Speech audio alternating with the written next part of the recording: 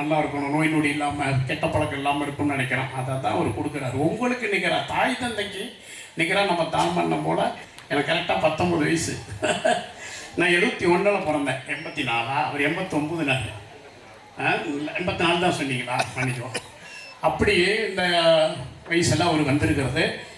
இவர் பண்புடைய நன்கொடையெல்லாம் இன்றைக்கி யாரும் கொடுக்க முடியாது. உங்கள் பிள்ளைங்களுக்கு நம்ம என்னென்னு நினைக்கிறோம், நல்லா இருக்கணும், நோய் நொடி இல்லாமல், கெட்ட பழக்கம் இல்லாமல் இருக்கும்னு நினைக்கிறோம். அதை தான் அவர் கொடுக்குறாரு. உங்களுக்கு நிற்கிறா தாய் தந்தைக்கு நிற்கிறா நம்ம தானம் பண்ண போல்.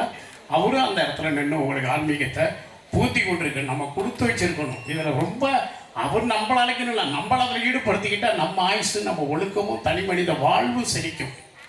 இன்றைக்கி எங்கே போகிறாங்க, எவ்வளோ பெரிய ஆளாக இருக்கட்டும் இந்த உலகத்தில், கடைசி போகிற இடத்தை எடுத்துக்கிட்ட தான்.